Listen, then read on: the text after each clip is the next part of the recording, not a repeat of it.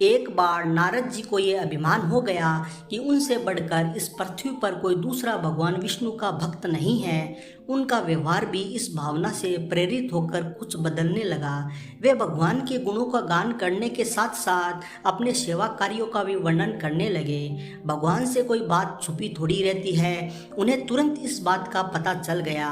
वे अपने भक्त का पतन भला कैसे देख सकते थे, इसीलिए उन्होंने नारद को इस दुष्प्रवृत्ति से बचाने का निर्णय किया।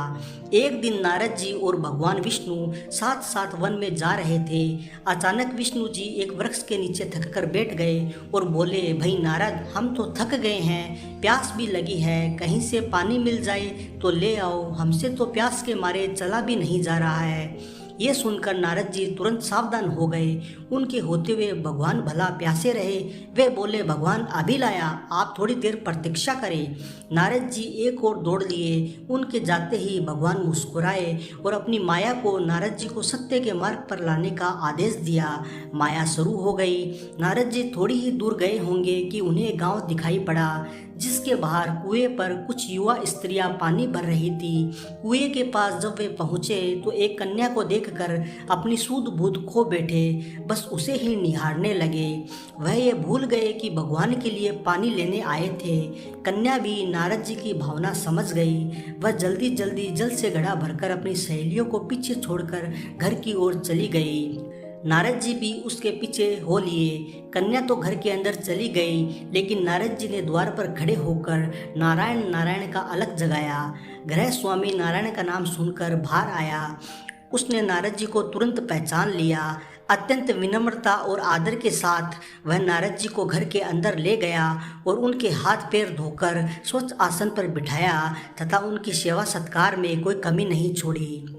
उनके आगमन से अपने को धन्य बताते हुए गृह स्वामी ने अपनी योग्य सेवा के लिए आग्रह किया। नारद जी बोले, आपके घर में जो आपकी कन्या जल का घड़ा लेकर अभी अभी आई है, मैं उनसे विवाह करना चाहता हूँ। नारद जी की बात सुनकर गृह स्वामी एकदम चकित रह गया, लेकिन उसे प्रशंसा भी हुई कि मेरी कन्या एक ऐसे महान योगी तथा संत के पास जाएगी। उसने स्वीकृति प्रदान कर दी और नारद जी को अपने ही घर में रख लिया।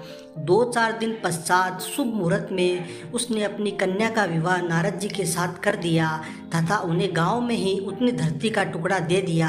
खेती करके वे आराम से अपना और अपने परिवार का पेट भर सके। अब नारद जी की वीणा एक खुंटी पर टंगी रहती, जिसकी ओर उनका ध्यान बहुत कम जाता। अपनी पत्नी के आगे नारायण को वे भूल गए। दिन भर खेती में लगे रहते, कभी हल चलाते, कभी पानी देते, कभी बीज बोते, तो कभी निराई गुड़ाई करते। जैसे जैसे पौधे बढ़ते, उनकी प्रशंसा का पारवार न रहता। फसलें हर वर्ष पकती कटती, अनाज से उनके कोठार भर जाते। नारद जी गांव के एक संपन्न किसान माने जाने लगे। वर्ष दर वर्ष बीतते चले गए और नारद जी की गृहस्थी भी बढ़ती चली गई।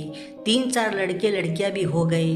अब नारद जी को एक क्षण की भी फुर्सत नहीं मिलती थी। वे हर समय बच्चों के पालन पोषण तथा पढ़ाई लिखाई में लगे रहते अथवा खेत में काम करते थे। अचानक एक दिन तेज बारिश हुई, जिसने कि दिनों तक बंद होने का नाम ही नहीं लिया। बादलों की गरज और बिजली की कड़क ने सबके हृदय में भय उत्पन्न कर दिया। मूसलाधार वर्षा ने गांव के पास बहने वाली नदी में बाढ़ की स्थिति पैदा कर दी। चारों ओर पानी ही पानी फैल गया। कच्चे पक्के सभी मकान ढहने लगे। घर का सामान बह गया। पशु भी डूब गए। उनके व्यक्ति मर गए। गांव में त्राही त्राही मच गई। नारद अब क्या करते? उन्होंने भी घर में जो थोड़ा कीमती सामान बचा था उसकी गठरी बांधी और अपनी पत्नी तथा बच्चों को लेकर जान बचाने के लिए पानी में से होते हुए बाहर निकलने लगे। नारद जी बगल में गठरी थामे, एक हाथ से एक बच्चे को पकड़े और दूसरे हाथ से अपनी पत्नी को संभाले हुए थे। पत्नी भी एक बच्चे को गोद में और एक का हाथ पकड़े धीरे धीरे आगे बढ़ने लगी। पानी का बहाव अत्यंत तेज था तथा यह भी पता नहीं चलता था कि कहाँ गड्ढा है और कहाँ टीला है। अचानक नारद जी ने ठोकर खाई और गठरी बगल से निकलकर बह गई। नारद जी गठरी कैसे पकड़ते? दोनों हाथ तो घिरे थे। मन में सोच कर सोचा, फिर कमा लेंगे। कुछ दूर जाने पर पत्नी एक गड्ढे में गिर पड़ी और गोद का बच्चा छूटकर बह गया। पत्नी बहुत रोई, लेकिन क्या हो सकता था। धीरे धीरे और दो बच्चे भी पानी में बह गए।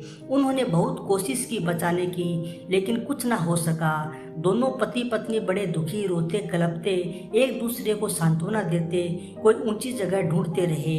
एक जगह आगे चलकर दोनों एक गड्ढे में समा गए। नारद जी तो किसी प्रकार गड्ढे में से निकल आए, मगर उनकी पत्नी का पता कहीं नहीं चला। बहुत देर तक नारद जी उसे इधर उधर दूर दूर तक ढूंढते रहे, लेकिन व्यर्थ रोते रोते उनका बुरा हाल था। हृदय पत्नी और बच्चों को याद करके फटा जा रहा था। उनकी तो सारी गृहस्थी उजड़ गई थी। बेचारे क्या करे, किसे को से, अपने भाग्य को या फिर भगवान को। भगवान का ध्यान आते ही नारद जी के दिमाग में प्रकाश फैल गया और पुरानी सारी बातें याद आ गई। वे किस लिए आए थे और कहाँ आ गए। भगवान विष्णु तो उनकी प्रतीक्षा कर रहे होंगे। वे तो उनके लिए जल लेने आए थे और यहाँ गृहस्थी बसाकर बैठ गए। वर्षों बीत गए गृहस्थी को बसने में और फिर सब नष्ट हो गया। क्या भगवान अब भी मेरी प्रतीक्षा उसी वृक्ष के नीचे बैठे होंगे। ये सोचते ही बाढ़ नदारद हो गई। गांव अंतर्धान हो गया। वे तो घने वन में खड़े थे। नारद जी पछताते और शर्माते हुए दौड़े। देखा कुछ ही दूरी पर उसी वृक्ष के नीचे भगवान लेटे थे।